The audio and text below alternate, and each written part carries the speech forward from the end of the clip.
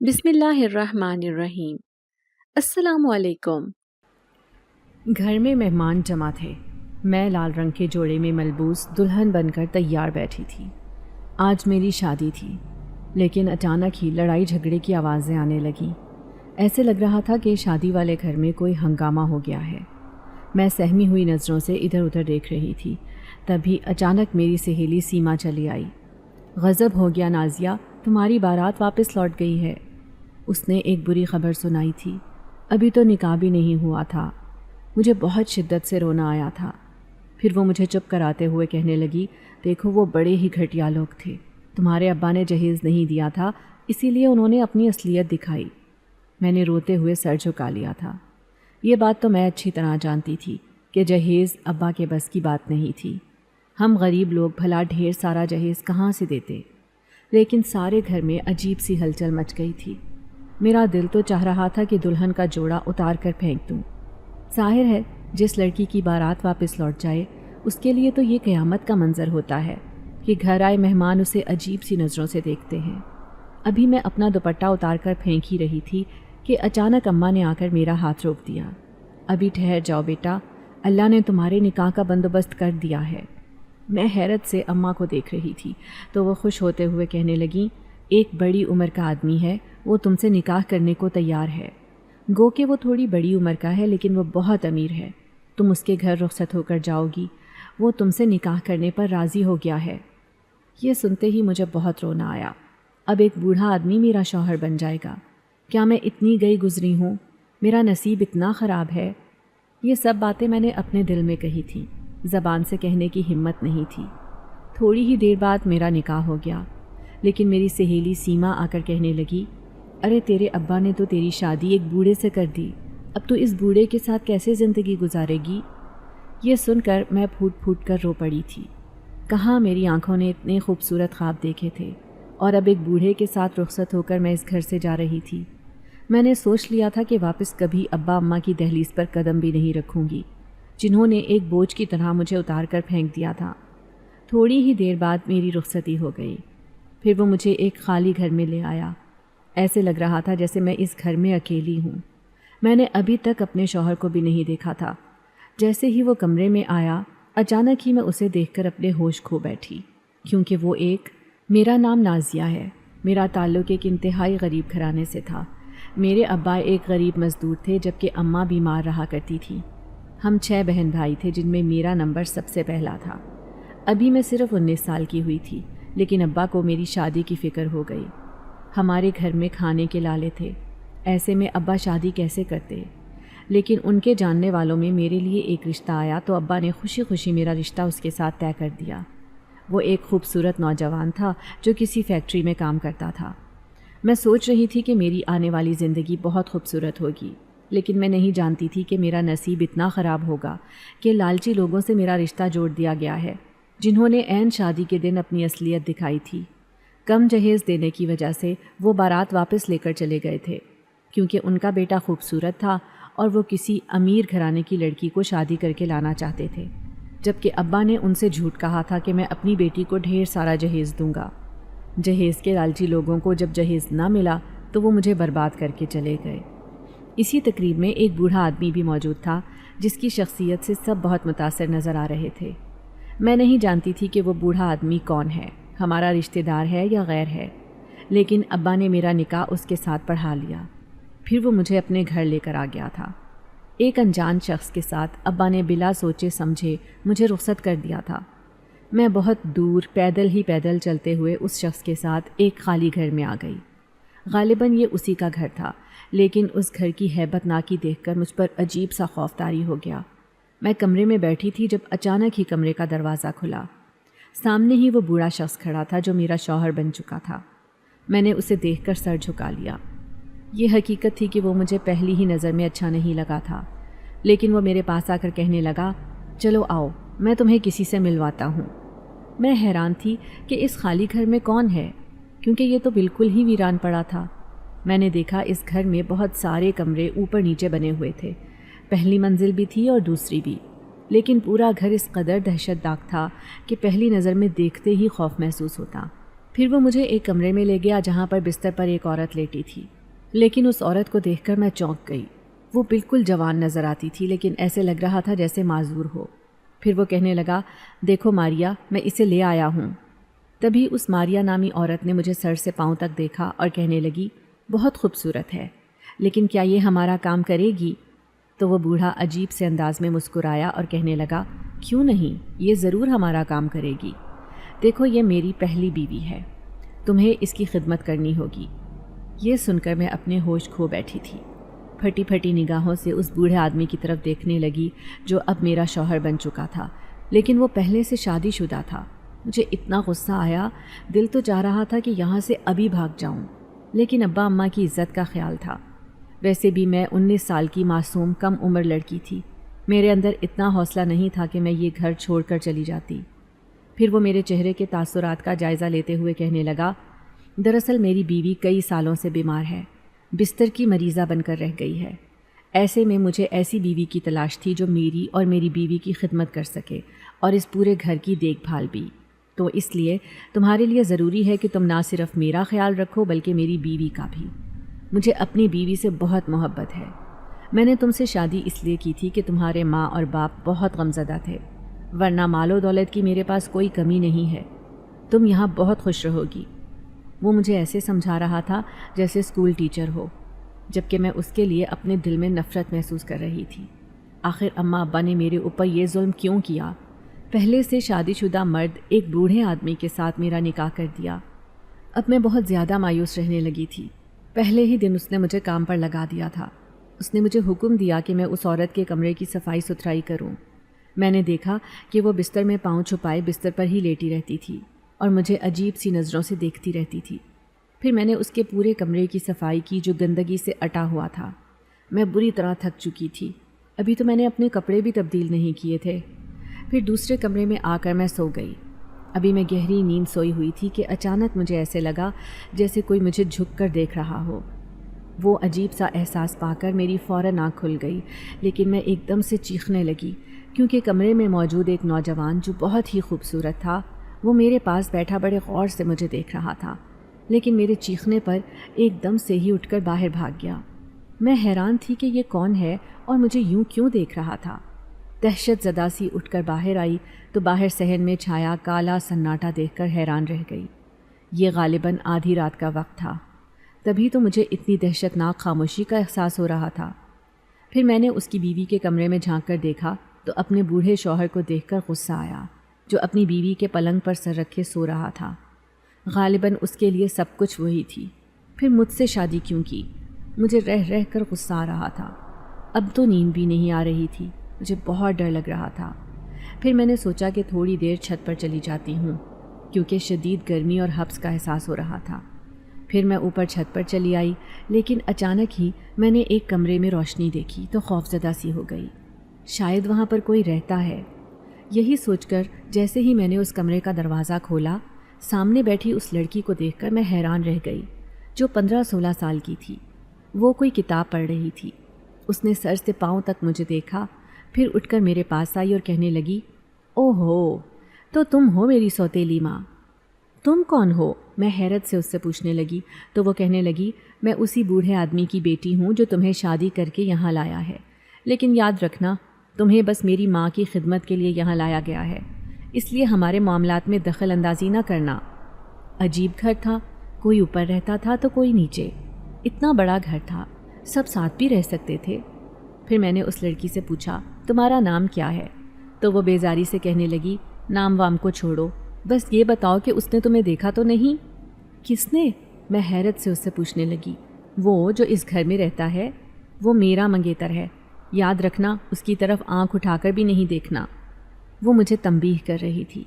میں حیرت سے اس کی طرف دیکھتی جلدی سے نیچے چلی آئی اور اپنے کمرے میں آ کر خود کو بند کر لیا۔ صبح کوئی میرے دروازے پر تیز تیز دستک دینے لگا۔ جیسے ہی میں نے دروازہ کھولا تو وہ بوڑھا آدمی کھڑا تھا۔ وہ کہنے لگا، کب سے میری بیوی اور میں ناشتے کا انتظار کر رہے ہیں، چلو ہمارے لیے ناشتہ بناؤ۔ اب میں کچن میں چلی آئی جہاں گندگی اور مٹی کا ڈھیر تھا۔ پہلے وہ ساری گندگی صاف کی، پھر ناشتے کا سامان نکال کر ناشتہ بنانے لگی۔ ناشتہ کھا کر میرے ذہن میں نئی نئی سوچیں آنے لگیں۔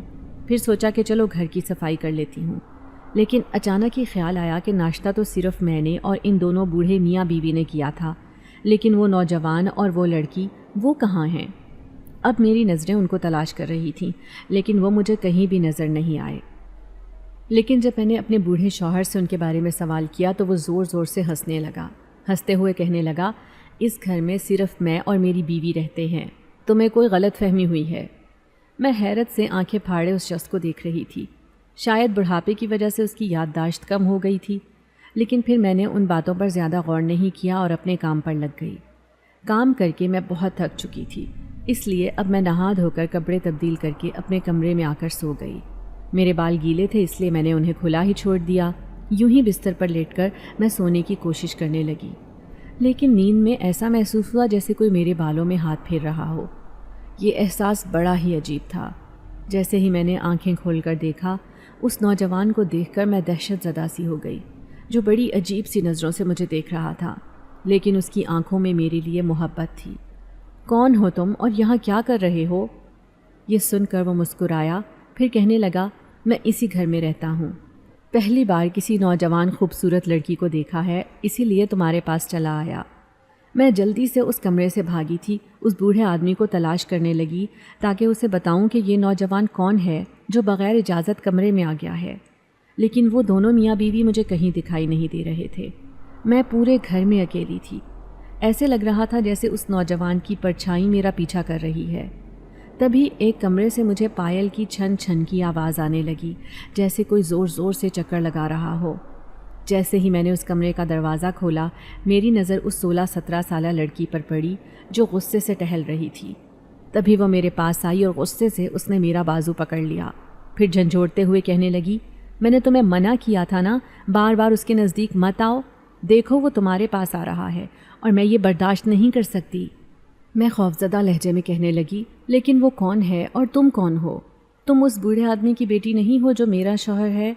یہ سن کر وہ عجیب انداز میں ہنسی، پھر کہنے لگی، میں نے کب کہا کہ میں تمہارے شوہر کی بیٹی ہوں؟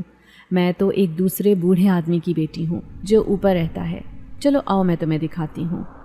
اب وہ میرا ہاتھ پکڑ کر مجھے دوسری منزل پر لے کر جا رہی تھی، جبکہ مجھے ایسے لگ رہا تھا جیسے میرے جسم میں جان ہی نہ ہو، کیونکہ یہ پورا گھر ہی مجھے بہت پراسرار لگ رہا تھا۔ اچانک ہی اس نے ایک کمرے کا دروازہ کھولا۔ وہاں بیٹھے ہوئے ایک بوڑھا بوڑھی کو دیکھ کر میں حیران رہ گئی۔ پھر وہ کہنے لگی، دیکھو یہ ہے میرے ماں باپ، اور وہ جو بار بار تمہارے سامنے آتا ہے وہ میرا شوہر ہے، یعنی کہ ہونے والا، ابھی ہوا نہیں ہے لیکن جلد ہو جائے گا۔ لیکن ایسے لگتا ہے کہ تمہارے حسن نے اسے پاگل کر دیا ہے، جب ہی وہ بار بار تمہارے پاس چلا آتا ہے۔ یاد رکھنا لڑکی، اگر تم نے اسے اپنے پاس آنے سے نہیں روکا تو میں تمہیں اسی گھر کے کسی کمرے میں قید کر دوں گی، تمہاری پرچھائی بھی کسی کو نظر نہیں آئے گی۔ میں سخت متوحش ہو کر وہاں سے بھاگی تھی، پھر اپنے کمرے میں منہ چھپا کر رونے لگی۔ عجیب صورتحال میرے ساتھ پیش آ رہی تھی۔ اوپر ایک خاندان رہتا تھا، جبکہ نیچے وہ دونوں میاں بیوی جو میری سوتن تھی، اور دوسرا میرا شوہر۔ لیکن میرا شوہر اپنی بیوی کے کمرے میں ہی رہتا تھا اور وہ مجھ سے اس کی خدمت کرواتا رہتا تھا۔ آخر یہ کیا ماجرا ہے؟ میں ابھی تک بوجھل دماغ لیے یہ سوچنے پر مجبور تھی۔ تبھی شام کو وہ دونوں نہ جانے کہاں سے چلے آئے، لیکن ڈھیر سارا گوشت اپنے ساتھ لے کر آئے تھے۔ پھر کہنے لگے، یہ بڑے پتیلے میں کھانا بنانا ہے تم نے، دیکھو آج ہم نے سب کی دعوت کرنی ہے۔ وہ بوڑھا کھانے پینے کا شوقین تھا، ایسے لگتا تھا جیسے مجھے نوکرانی بنا کر اس گھر میں لایا ہے، لیکن میری نظر اس کی بیوی پر تھی جو اپنے قدموں پر کھڑی تھی، اور آج تو بڑی خوش لگ رہی تھی۔ وہ اپنے شوہر سے کچھ سرگوشی میں بات کرنے لگی، لیکن مجھے اسے دیکھ دیکھ کر غصہ آ رہا تھا۔ ہر وقت تو یہ بستر پر پڑی رہتی تھی، لیکن آج کیسے اپنے پیروں پر چل رہی ہے؟ پھر میں نے اس کی ہدایت پر کھانا بنانا شروع کیا۔ پورا پتیلا گوشت کا بنا کر رکھ دیا۔ گوشت کی خوشبو پورے گھر میں پھیلی ہوئی تھی۔ 2 میاں بیوی تو ہیں اور ایک میری اکیلی جان تھی، اتنا ڈھیر سارا گوشت بنوانے کی کیا ضرورت تھی؟ میں بڑبڑاتے ہوئے بہت غصہ کر رہی تھی۔ پھر دونوں میاں بیوی نے اپنا سارا کھانا کمرے میں منگوا لیا۔ میں نے بھی تھوڑا سا پلیٹ میں سالن لیا اور اپنے کمرے میں جا کر کھانا کھانے لگی۔ پھر واپس برتن رکھنے آئی، لیکن جیسے ہی میری نظر پتیلے پر پڑی، میرے پیروں تلے سے زمین نکل گئی۔ وہ سالن جسے میں نے ابھی کچھ دیر پہلے ہی بنایا تھا، اب پورے کا پورا پتیلا خالی ہو چکا تھا۔ اتنی جلدی بھلا کوئی اتنا ڈھیر سارا گوشت کیسے کھا سکتا ہے؟ میں شدید سوچ میں گرفتار تھی۔ ابھی میں پریشان کھڑی یہ سوچ ہی رہی تھی کہ اچانک میرے کان میں سرگوشی ہوئی۔ میں نے پلٹ کر دیکھا، وہ نوجوان میرے پیچھے کھڑا تھا اور مسکراتی ہوئی نظروں سے مجھے دیکھ کر کہنے لگا، تم نے کھانا بہت ذائقے دار بنایا ہے۔ یہ کہنے کے ساتھ ہی وہ سارا کھانا لے کر اوپری منزل پر چلا گیا۔ میں اسے روکنا چاہتی تھی لیکن وہ اس قدر تیزی سے یہاں سے گیا جیسے کوئی ہوا کا جھونکا ہو۔ پھر میں اس بوڑھے آدمی جو میرا شوہر تھا اسے جا کر کہنے لگی، سارا کھانا ختم ہو گیا ہے، آخر آپ ان لوگوں سے کچھ کہتے کیوں نہیں؟ میری بات سن کر وہ بہت عجیب انداز میں مسکرایا، پھر کہنے لگا، ارے جانے دو، یہ نہیں کھائیں گے تو کون کھائے گا؟ ویسے بھی میں نے سارا گوشت ان کے لیے ہی بنوایا تھا۔ اس کا مطلب ہے کہ یہ اس حقیقت سے واقف ہے کہ اوپری منزل پر کچھ لوگ رہتے ہیں، جبکہ اس نے مجھ سے جھوٹ کہا تھا کہ اس خالی گھر میں صرف میں اور میری بیوی ہی رہتے ہیں۔ اب مجھے بہت غصہ آنے لگا تھا۔ میں نے سوچ لیا تھا کہ میں ہرگز اتنے سارے لوگوں کی خدمت گزاری کے لیے اس گھر میں نہیں آئی ہوں۔ آخر میری بھی اپنی کوئی زندگی ہے۔ یہ بوڑھا تو اپنی بیوی کے عشق میں دیوانہ تھا۔ اس نے مجھ سے نکاح کر کے شاید کوئی غلطی کی تھی، بس اپنی بیوی کی خدمت اور اس گھر کی چاکری کروانے کے لیے مجھے یہاں لے کر آیا تھا، اور ساتھ ہی ان لوگوں کو بھی عیش کروا رہا تھا جو اوپری منزل پر رہتے تھے۔ اب میں نے دوسرے دن اتنا ڈھیر سارا سالن بنایا ہی نہیں، بلکہ تھوڑا سا بنایا ضرورت کے حساب سے۔ تبھی بوڑھے آدمی نے غصے سے مجھے دیکھا اور کہنے لگا، یہ تم نے کیا کیا؟ اتنا سا کھانا بنایا ہے، اب وہ بھوکے رہیں گے۔ دیکھو وہ ہمارے کھانے کو پسند کرتے ہیں، اس لیے ہمیں ان کی خدمت بھی کرنی ہوگی۔ لیکن میں کسی کی نوکرانی بن کر نہیں آئی ہوں۔ بوڑھے نے غور سے مجھے دیکھا، پھر کہنے لگا، ان کی نوکرانی نہیں، بلکہ اس گھر میں کھانا پکانے والی ایک عورت کی ضرورت تھی۔ جب ہی میں تمہیں لے کر آیا ہوں، دیکھو انہیں خوش کرو گی تو تمہارے بھی عیش ہو جائیں گے، جیسے ہم دونوں بوڑھے میاں بیوی کے عیش ہیں۔ یہ سن کر میں چونک گئی تھی۔ مجھے کوئی بھی بات سمجھ نہیں آئی تھی، لیکن دوسرے دن سے میں وہیں ڈھیر سارا کھانا بنانے لگی تھی، اور جیسے ہی کھانا کھا کر واپس آتی، سارا کھانا لمحے بھر میں غائب ہوتا۔ میں جانتی تھی کہ اوپر 2 میاں بیوی اور وہ لڑکی اور اس کا منگیتر رہتے ہیں، تبھی تو سارا کھانا ختم ہو جاتا ہے۔ وہ چپکے سے سارا کھانا لے کر چلے جاتے تھے۔ لیکن ایک دن میری آنکھوں نے ایک حیران کن منظر دیکھا۔ جب اپنی سوتن کے کمرے کی صفائی کرتے ہوئے میں نے وہاں ایک صندوق دیکھی۔ اس صندوق کو کھولے میری سوتن چپکے چپکے وہاں بیٹھی نوٹ گن رہی تھی، لیکن میں نے بھی اس صندوق کا اندرونی سارا منظر دیکھ لیا تھا۔ وہ نوٹوں سے بھری ہوئی تھی، ساتھ ہی اس میں چمکتے ہوئے سونے چاندی کے زیورات دیکھ کر میری حیرت کی انتہا نہ رہی۔ یہ دونوں بوڑھے میاں بیوی اتنے رئیس ہوں گے تو میں نے سوچا بھی نہیں تھا۔ میں حیران تھی کہ اتنی ڈھیر ساری دولت ان کے پاس کہاں سے آئی۔ پھر میں گھر کی صاف ستھرائی کرنے لگی۔ دوپہر کا کھانا بنانے کی ذمہ داری میرے اوپر نہیں تھی، اسی لیے میں بڑے آرام سے سو گئی۔ لیکن شام کو میں اکیلی ہی گھر میں موجود تھی۔ دونوں میاں بیوی شاید کوئی خریداری کرنے باہر گئے تھے۔ میں بیزار سی بیٹھی تھی کہ اچانک ہی دروازے پر دستک ہوئی۔ جیسے ہی میں نے دروازہ کھولا، پڑوسن عورت کو دیکھ کر میں حیران رہ گئی۔ اتنے دن سے میں اس گھر میں رہ رہی تھی، لیکن آج وہ پہلی بار میرے پاس آئی تھی۔ پھر میرے سامنے بیٹھ کر خوفزدہ نظروں سے ادھر ادھر دیکھتے ہوئے کہنے لگی، بشیر نے تم سے دوسری شادی کی ہے؟ میں نے ہاں میں سر ہلا دیا تو وہ تعصب سے مجھے دیکھتے ہوئے کہنے لگی، بہت افسوس ہوا کہ تمہاری زندگی بھی خراب ہو گئی۔ دیکھو اس کی پہلی بیوی نے تو ان کی خدمت گزاری کر کر کے خود کو بیمار کر لیا، لیکن تم ایسا نہ کرنا۔ کیا مطلب ہے آپ کا؟ میں کچھ سمجھی نہیں۔ کیا تمہیں بشیر نے کچھ نہیں بتایا؟ تم ابھی تک اس بات سے انجان ہو؟ وہ میرے بوڑھے شوہر کا ذکر کر رہی تھی، جبکہ میں عجیب الجھن کا شکار تھی۔ تبھی وہ میرے کان میں سرگوشی کرتے ہوئے کہنے لگی، تم نہیں جانتی کہ اتنے بڑے گھر میں یہ دونوں میاں بیوی اکیلے کیسے رہتے ہیں، جبکہ یہ کوئی کام کاج بھی نہیں کرتے اور عیش والی زندگی گزار رہے ہیں؟ یہ سوال تو میرے من میں بھی پیدا ہوا تھا، لیکن میں نے کبھی کسی سے اس بارے میں پوچھا نہیں تھا۔ لیکن میں پڑوسن عورت سے یہ سب کچھ جاننا چاہتی تھی۔ پھر وہ بڑے عجیب سے انداز میں کہنے لگی، ارے بس کیا بتاؤں، پوری کالونی کو معلوم ہے کہ بشیر کے گھر میں جنات کا ایک خاندان رہتا ہے۔ بشیر ان کی خدمت گزاری کرتا ہے، بدلے میں وہ اسے مالا مال کر دیتے ہیں۔ دونوں میاں بیوی کے عیش ہیں۔ لیکن بشیر کی بیوی کھانا بہت ذائقے دار بناتی تھی، تبھی تو وہ کھانا کھا کر خوش ہوتے تھے اور بدلے میں ان دونوں کو مالا مال کر دیتے تھے۔ اب یہی راز کی بات ہے کہ جب سے اس کی بیوی بیمار ہوئی ہے، تب سے وہ کسی اور عورت کی تلاش میں تھا۔ سب سے کہتا تھا کہ اپنی بیوی کی خدمت گزاری کے لیے وہ دوسری شادی کرنا چاہتا ہے، لیکن ہمیں کیا معلوم تھا کہ تم جیسی معصوم لڑکی اس کے چنگل میں پھنس جائے گی۔ دیکھو یہ گھر آصیب زدہ ہے، اگر تم اس گھر میں زیادہ دن تک رکی تو تمہاری حالت بھی سلمہ جیسی ہوگی جو بشیر کی پہلی بیوی ہے۔ اس پڑوسن نے تو عجیب انکشافات کیے تھے۔ یہ سن کر میرے رونگٹے کھڑے ہو گئے کہ یہ گھر آصیب زدہ تھا، اور اتنے دنوں سے میں ان چلتے پھرتے انسانوں کو دیکھ رہی تھی، وہ سارے جنات تھے۔ مجھے تو ان بوڑھے میاں بیوی پر بھی شک ہو رہا تھا۔ پڑوسن نے خوفزدہ نظروں سے ادھر ادھر دیکھا، پھر کہنے لگی، میں نے تمہیں یہ ساری باتیں بتا تو دی ہیں، لیکن مجھے لگتا ہے کہ ابھی بھی وہ جنات ہمارے پیچھے کھڑے یہ سب سن رہے ہوں گے۔ یہ کہتے ہی وہ پڑوسن تیزی سے گھر سے چلی گئی، جبکہ مجھے ان دونوں میاں بیوی کی غیر موجودگی میں بہت شدت سے خوف محسوس ہو رہا تھا۔ میں ابا کو یاد کر کے رونے لگی، پھر دل ہی دل میں کہنے لگی، ابا آپ نے مجھے کہاں پھنسا دیا اس آصیب زدہ گھر میں ان دونوں نفسیاتی بوڑھے میاں بیوی کے ساتھ، صرف اس لیے کہ وہ بہت امیر بن کر میری شادی کی تقریب میں آیا تھا اور ابا نے میری شادی اس سے کر دی تھی۔ اب میں بیٹھی ہوئی رو رہی تھی کہ اچانک مجھے کسی کی نظروں کا احساس ہوا۔ میں بے چینی سے ادھر ادھر دیکھنے لگی، تبھی سامنے پردے سے نکل کر وہی نوجوان میرے سامنے آیا تھا۔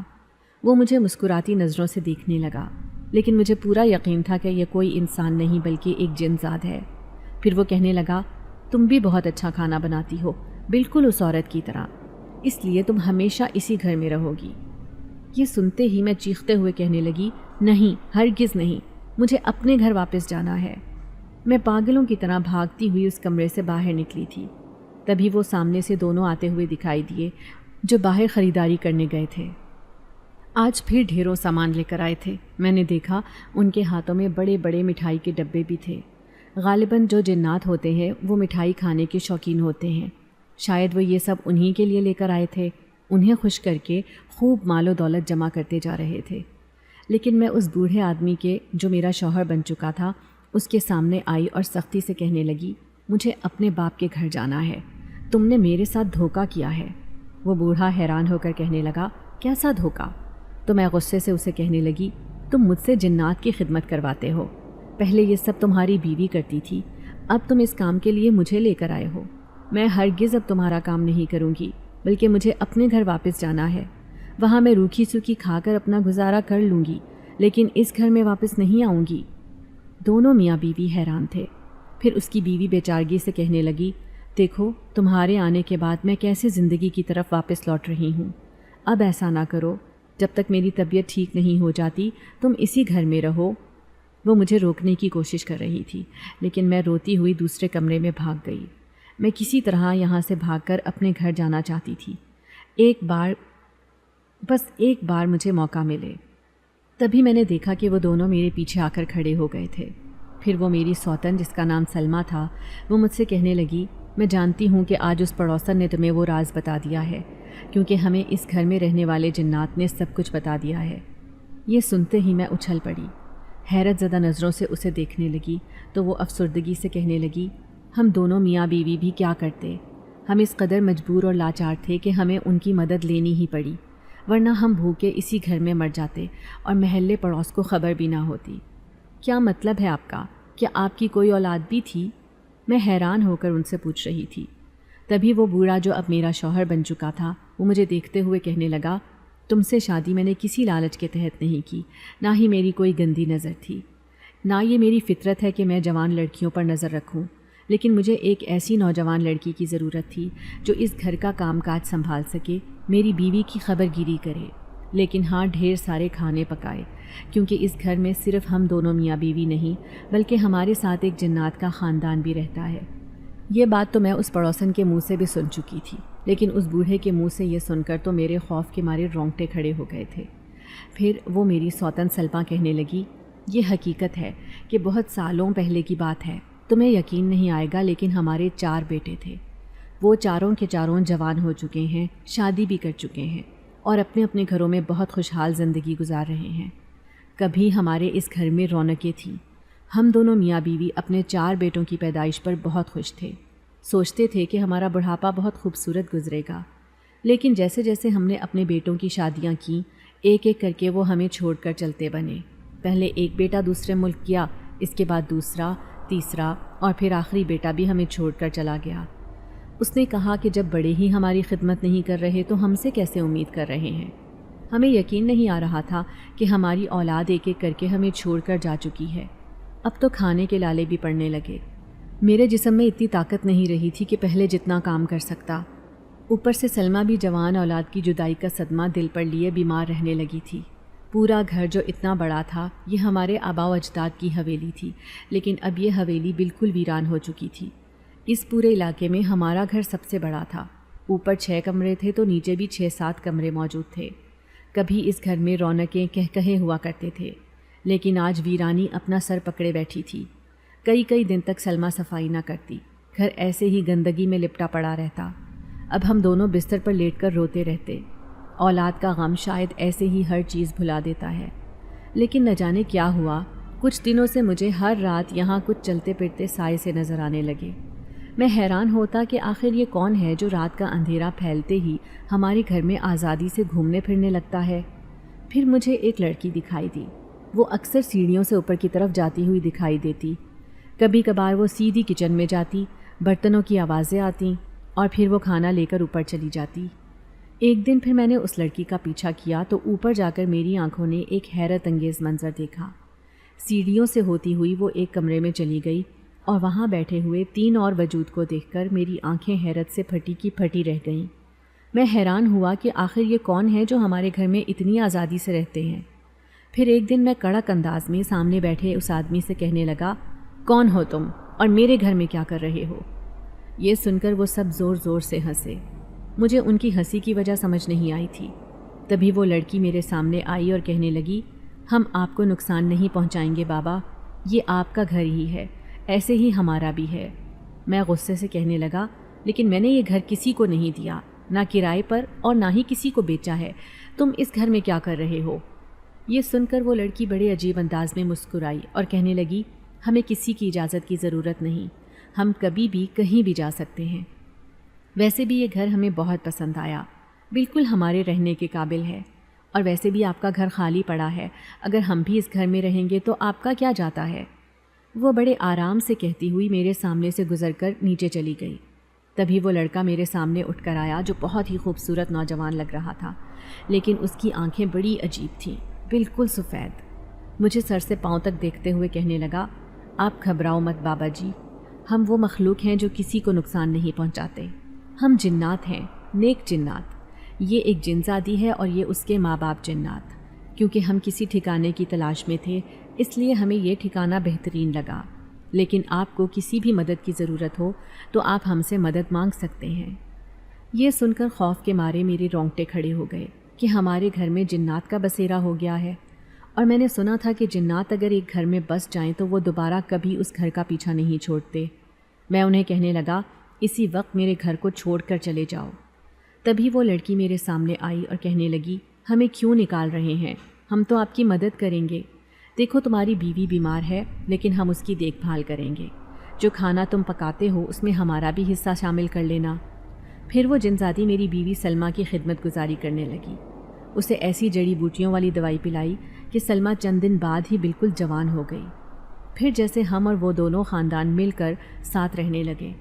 ہم دونوں بوڑھے میاں بیوی بالکل اکیلے تھے، لیکن ان کے آنے کے بعد جیسے ہمارا دل لگ گیا۔ لیکن میں نہیں جانتا تھا کہ اس بات کا اتنا اثر ہوگا کہ پورے محلے میں اس بات پر ہلچل مچ جائے گی کہ دونوں بوڑھے میاں بیوی بالکل گھر میں اکیلے رہتے ہیں لیکن پھر بھی عیش کرتے ہیں۔ ان کے پاس اتنی مال و دولت کہاں سے آئی؟ لیکن یہ ساری مال و دولت لانے والے تو یہ جنات ہی تھے۔ ہم انہیں مزے مزے کے کھانے کھلاتے، بدلے میں یہ ہم سے خوش ہو کر ہمیں مال دے جاتے۔ ایک سارا کام سلمیٰ ہی کرتی تھی، لیکن کچھ دنوں سے سلمیٰ کی طبیعت ٹھیک نہیں رہتی تھی۔ پھر ایک دن مجھے اس جنزادی نے کہا، آپ کسی دوسری انسانی لڑکی کو لے کر آئیں جو اچھے اچھے کھانے بنانا جانتی ہو۔ اب میں سوچ میں پڑ گیا۔ میں سوچ رہا تھا کہ میں کسی لڑکی کو اس گھر میں لے آتا ہوں، لیکن بغیر کسی رشتے کے میں بھلا اسے کیسے لا سکتا تھا؟ پھر ایک دن اس جنزاد نے مجھے بتایا کہ اس علاقے کی ایک دوسری گلی میں خوبصورت لڑکی رہتی ہے جس کا نام نازیہ ہے۔ وہ بہت لذیذ کھانے تیار کرتی ہے، تم کسی طرح اس لڑکی کو اس گھر میں لے آؤ۔ اب میں بڑا خوش ہوا۔ میں سوچ رہا تھا کہ اس لڑکی کو میں سلمیٰ کی دیکھ بھال کے لیے لے کر آؤں گا، لیکن جیسے ہی اس کے گھر پہنچا تو وہاں ہجوم دیکھ کر میں حیران رہ گیا تھا کہ یہ ہجوم کیسا ہے۔ پتہ چلا کہ اسی لڑکی نازیہ کی شادی ہو رہی ہے، لیکن اچانک ہی مہمانوں کے درمیان لڑائی جھگڑا ہونے لگا۔ پتہ یہ چلا کہ لڑکی کے ماں باپ تو بہت غریب ہیں، جو جہیز دینے کے قابل ہی نہیں، اسی لیے لڑکے والے انہیں ذلیل کر رہے ہیں۔ مجھے لڑکے والوں پر بہت غصہ آیا۔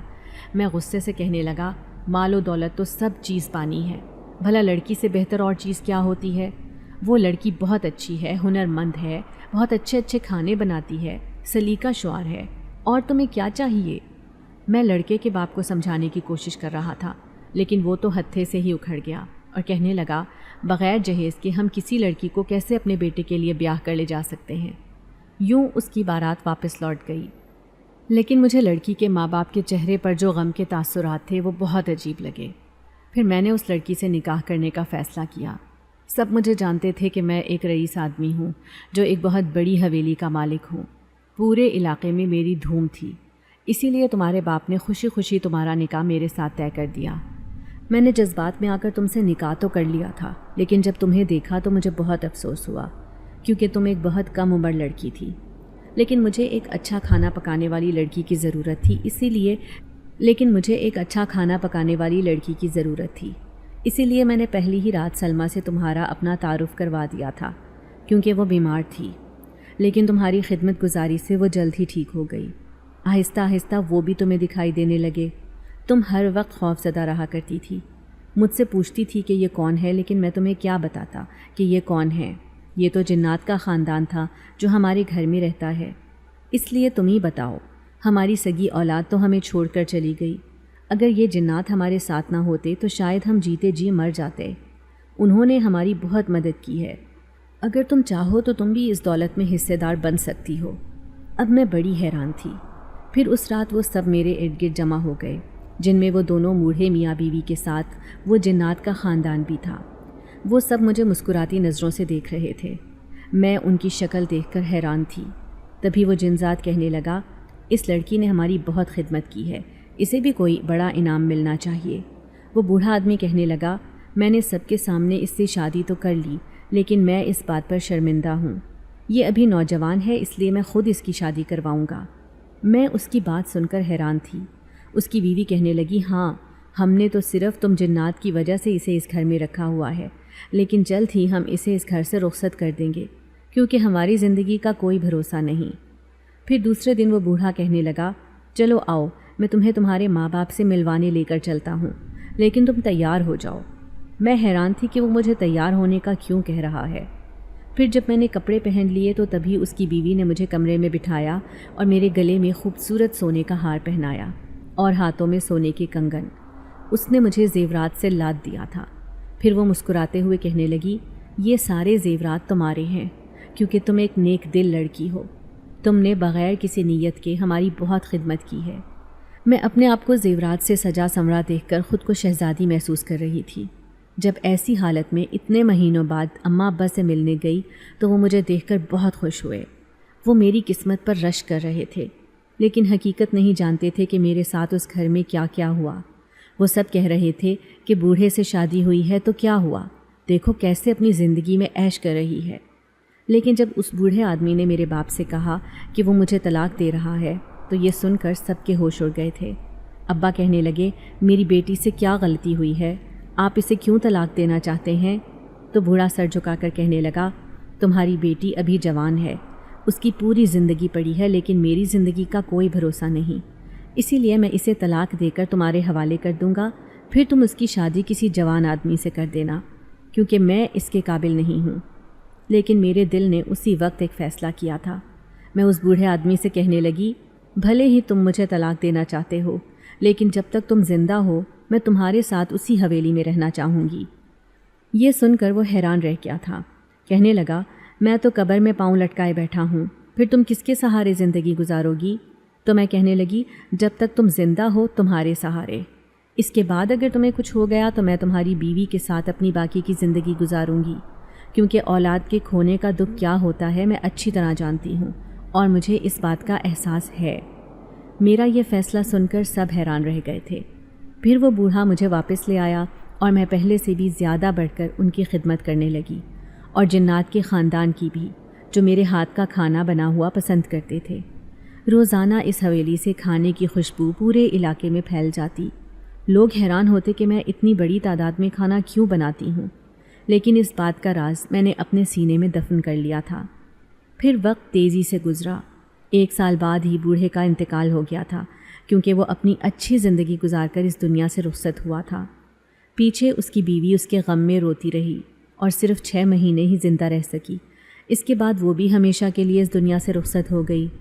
مجھے ان دونوں میاں بیوی کے جانے کا بہت دکھ تھا، لیکن ایک رات میں حیران رہ گئی جب وہ جنات کا خاندان میرے سامنے آیا۔ وہ جن زادی جو کم عمر اور خوبصورت تھی، وہ کہنے لگی، ان دونوں میاں بیوی کے مرنے کے بعد ہمارا اس حویلی میں دل نہیں لگتا، اس لیے ہم یہاں سے جا رہے ہیں۔ میں انہیں روکنا چاہتی تھی، انہیں کہنا چاہتی تھی کہ وہ دونوں چلے گئے ہیں تو کیا ہوا، میں ان کی خدمت کرنا چاہتی ہوں، میں انہیں ایسے ہی خوش رکھوں گی جیسے وہ انہیں خوش رکھتے تھے۔ تبھی وہ جن ذات میرے قریب آیا اور کہنے لگا، تم ایک اچھی لڑکی ہو، تم بہت خوبصورت ہو، تمہاری خوبصورتی دیکھ کر میں تم پر عاشق ہو گیا تھا، لیکن یہ جن زادی مجھ سے شادی کرنا چاہتی ہے، اسی لیے اب میں اسی سے شادی کروں گا، کیونکہ میں اچھی طرح جانتا ہوں کہ تم ایک آدم زاد لڑکی ہو اور میرا اور تمہارا کوئی جوڑ نہیں۔ میں نے خدا کا شکر ادا کیا تھا کہ یہ جن زاد ہمیشہ کے لیے اس گھر سے جا رہا ہے، ورنہ اسے دیکھ کر تو میں بہت خوفزدہ ہو جاتی تھی۔ پھر وہ جنات ہمیشہ کے لیے اس حویلی سے چلے گئے، لیکن ابھی بھی مجھے ان کی آہٹیں، ان کے سائے دیواروں پر نظر آتے، یا پھر شاید یہ میرا وہم تھا۔ اب یہ حویلی پوری خالی ہو گئی تھی، لیکن میں اسے غیر آباد نہیں رکھنا چاہتی تھی۔ لیکن ایک دن میں حیران رہ گئی جب میں نے 4 بڑی بڑی عمر کے آدمیوں کو اندر آتے دیکھا۔ میں انہیں دیکھ کر ڈر گئی تھی۔ پھر آہستہ آہستہ سارے محلے والے جمع ہو گئے۔ پھر مجھے پتہ چلا کہ یہ چاروں وہی بدبخت بیٹے ہیں جو اپنے بوڑھے ماں باپ کو چھوڑ کر چلے گئے تھے، اپنی اپنی زندگیوں میں خوش تھے، لیکن وہ چاروں کے چاروں اس حویلی میں اپنا حصہ لینے آئے تھے۔ وہ سب سے کہنے لگے کہ ہم اس حویلی کو بیچنا چاہتے ہیں کیونکہ ہمیں کچھ پیسوں کی ضرورت ہے۔ لیکن اچانک ہی وہاں پر امام مسجد آ گیا اور ان چاروں بیٹوں سے کہنے لگا، تم تو بہت بدبخت اولاد ہو، اپنے بوڑھے ماں باپ کا خیال بھی نہیں کیا، نہ ہی ان کے جنازے میں شریک ہوئے، تم کس حق سے اپنا حصہ لینے آئے ہو؟ تو وہ چاروں ناخلف اولادیں کہنے لگیں، بھلے ہی ہم نے اپنے ماں باپ کی مرتے وقت خدمت نہیں کی، لیکن اس حویلی پر تو ہمارا ہی حق ہے۔ تبھی وہ امام مسجد کہنے لگا، یہ سب تمہاری غلط فہمی ہے، میرے پاس اس حویلی کے کاغذات ہیں، سب پتہ چل جائے گا کہ یہ حویلی کس کے نام پر ہے۔ پھر جیسے ہی اس نے محلے والوں کے سامنے اس بوڑھے کی وصیت پڑھ کر سنائی تو سب کے ہوش اڑ گئے تھے۔ میں خود حیران پریشان سی ان سب کو دیکھ رہی تھی جن کی نظریں مجھ پر جمی تھیں۔ پھر وہ امام مسجد کہنے لگا، اس بوڑھے نے اپنے بڑھاپے کے دنوں میں اپنی خدمت گزاری کے لیے ایک کم عمر لڑکی سے شادی کی تھی، اور وہ لڑکی یہ ہے جس کا نام نازیہ ہے۔ اس نے مرتے وقت ان بوڑھے میاں بیوی کی بہت خدمت کی، اسی وجہ سے خوش ہو کر اس بوڑھے نے یہ پوری حویلی اس لڑکی کے نام کر دی ہے، اور خوشی کی بات یہ ہے کہ اس حویلی میں رکھا ہوا سارا مال، جتنی بھی دولت ہے، وہ سب اسی لڑکی کی ہے۔ وہ چاروں کے چاروں مایوس ہو کر اس حویلی سے لوٹ گئے تھے، لیکن میں حیران تھی کہ بوڑھے نے یہ سب کیوں کیا۔ میری چند دنوں کی خدمت کا بدلہ مجھے اتنا زیادہ دیا کہ میری پوری زندگی ہی بدل کر رہ گئی۔ پھر آج بھی وہ حویلی اسی طرح قائم ہے۔ میں نے ابھی تک کسی سے شادی بھی نہیں کی، اگرچہ میری عمر 85 سال ہو چکی ہے، لیکن پھر بھی نہ جانے کیوں میرا کسی بھی شخص پر اعتبار کرنے کو دل نہیں کرتا۔ میرا پورا خاندان بدل چکا ہے۔ وہ مال و دولت لاکھوں میں تھی جو اس بوڑھے نے میرے نام پر چھوڑی تھی۔ پھر میں نے یہاں پر ایک سینٹر قائم کر لیا جو یتیم بچوں کی تعلیم پر تھا۔ پھر میں ان بچوں کو یہ کہانی سناتی کہ کیسے ماں باپ کی نافرمانی کی وجہ سے اولاد کو سزا ملی۔ میں ہر اولاد کو یہی سبق دیتی تھی کہ کوئی بھی اپنے ماں باپ کی نافرمانی نہ کرے، نہ ہی ان کا دل دکھائے۔ مجھے اس بوڑھے آدمی کی کہانی یاد آتی تو میں خوب آنسو بہاتی تھی، لیکن کبھی کبھی میرا دل چاہتا تھا کہ وہ جنات کا خاندان بھی مجھے اس حویلی میں نظر آئے جن کی میں نے بہت خدمت کی تھی، صرف اسی وجہ سے کیونکہ اس بوڑھے آدمی نے مجھے ایسا کرنے کے لیے کہا تھا۔ پھر کئی سال گزر گئے، تب مجھے پتہ چلا کہ وہ بوڑھے کی اولاد جو بڑھاپے میں انہیں چھوڑ کر چلی گئی تھی، وقت نے ثابت کیا کہ وقت ہر کسی سے بدلہ لیتا ہے۔ آج وہ بھی بالکل اکیلے تنہا اپنی زندگی اولڈ ہاؤس میں گزار رہے ہیں۔ جو کسی کے ساتھ برا کرتا ہے اس کے ساتھ بھی برا ہوتا ہے۔ میں نے اس سینٹر کا نام اس بوڑھے آدمی کے نام پر ہی رکھا ہے جس نے مرتے مرتے مجھے زندگی کا بہت بڑا سبق پڑھا دیا تھا۔ میں نے اپنے سارے چھوٹے بہن بھائیوں کی شادیاں بڑی دھوم دھام سے کیں، انہیں رخصت کیا۔ ابا نے اپنی زندگی بہت غربت میں گزاری تھی، پھر میں نے ابا کی زندگی میں بھی بہت آسانیاں پیدا کی۔ میں انہیں کوئی تکلیف نہیں پہنچانا چاہتی تھی۔ میں نہیں چاہتی تھی کہ وہ کوئی ایسا زخم لے کر اس دنیا سے جائیں جو اس بوڑھے اور اس کی بیوی کے دل میں رہ گیا تھا۔ اگر آپ کو آج کی ہماری کہانی پسند آئی ہے تو اسے لائک کیجیے اور اپنے پیاروں کے ساتھ شیئر کیجیے، اور ہاں، اگر آپ نے ابھی تک ہمارا چینل سبسکرائب نہیں کیا تو ضرور کیجیے۔ ملتے ہیں کل ایک نئی اور دلچسپ کہانی کے ساتھ، تب تک کے لیے اللہ حافظ۔